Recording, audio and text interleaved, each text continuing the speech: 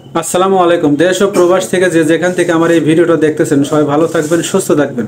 আজকে আপনাদের খুবই ভালো একটা তথ্য দেবো। মালয়েশিয়া আবার নতুন করে কলিং ভিসা কিন্তু শুরু হতে যাচ্ছে।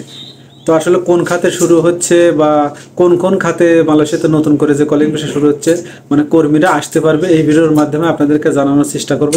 আর একটা তথ্য হচ্ছে মালয়েশিয়াতে কিন্তু প্রচুর পরিমাণ অপারেশন হচ্ছে। তো এই বিষয়ে কিছু আপনাদেরকে তথ্য দেওয়ার চেষ্টা করব। ভিডিওটা সম্পূর্ণ দেখবেন, তাহলে কিন্তু আপনারা বুঝতে পারবেন যে আসলে কলিং বিষয়টা আসলে কোন খাতে শুরু হচ্ছে বা কবে থেকে শুরু হচ্ছে, পুরা বিস্তারিত। কারণ এই বিষয় নিয়ে নিউজ করছে জাগো নিউজ পোর্টালে। জাগো নিউজ একটা নিউজ করছে, আপনাদেরকে সেই তথ্যটাই আপনাকে আজকে জানাবো ফুল। তো দেখতে থাকুন ভিডিওটা, তাহলে বুঝতে পারবেন। মালয়েশিয়ায় পাম বাগানে বিদেশি কর্মী নিয়োগের ঘোষণা। তেল পাম খাতে বিদেশি কর্মীদের জন্য আবেদনপত্র উন্মুক্ত করেছে মালয়েশিয়ার সরকার। দেশটির স্বরাষ্ট্রমন্ত্রী সাইফুদ্দিন নানুসম ইসমাইল বলেছেন, সরকার বিদেশি কর্মীদের আবেদন বিবেচনা করবে, বিশেষ করে পাম বাগান খাতের জন্য।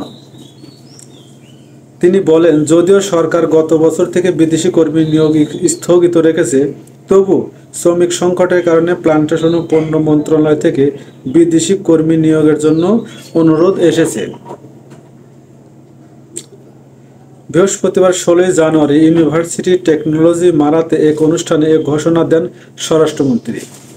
তিনি বলেন, কোনো সিদ্ধান্ত নেওয়ার আগে বৃক্ষরোপণ ও পণ্য মন্ত্রণালয়কে এই খাতের নির্দিষ্ট চাহিদা সম্পর্কে বিস্তারিত তথ্য প্রদান করতে বলা হয়েছে। আমরা প্রথমে বাগান কোম্পানিগুলোকে জিজ্ঞাসা করব যে তাদের কতজন শ্রমিক প্রয়োজন এবং তারপর চূড়ান্ত সিদ্ধান্ত নেওয়ার জন্য সংখ্যাগুলি যাচাই এবং নিশ্চিত করবে কর্তৃপক্ষ।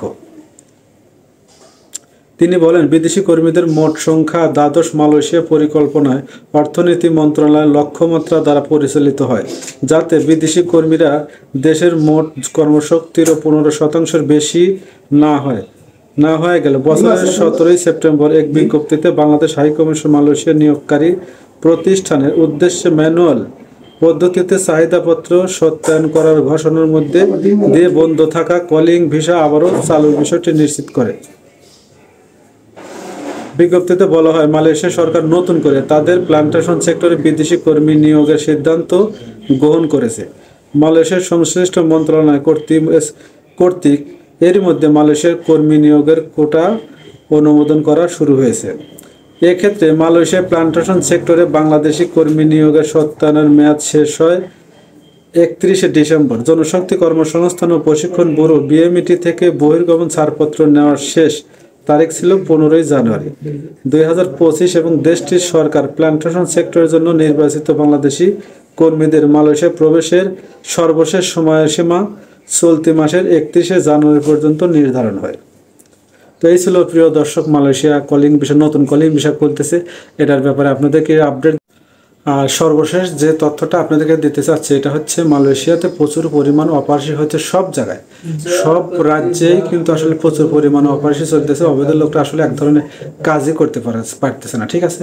কারণ আমি এখানে যেরকম আমি যেখানে থাকি না, এখানেও একই অবস্থা। এবং প্রত্যেকটা রাজ্যে জোহর বারু বলেন, কুয়ালালামপুর বলেন, যেখানে বলেন, মালাক্কা বলেন, সব জায়গাতেই একসাথে অভিযান শুরু হয়েছে। যারা অবৈধ আছেন, আমি মনে করি যে আপনারা সবসময় একটু দেখে চলার চেষ্টা করবেন। ভালো থাকবেন।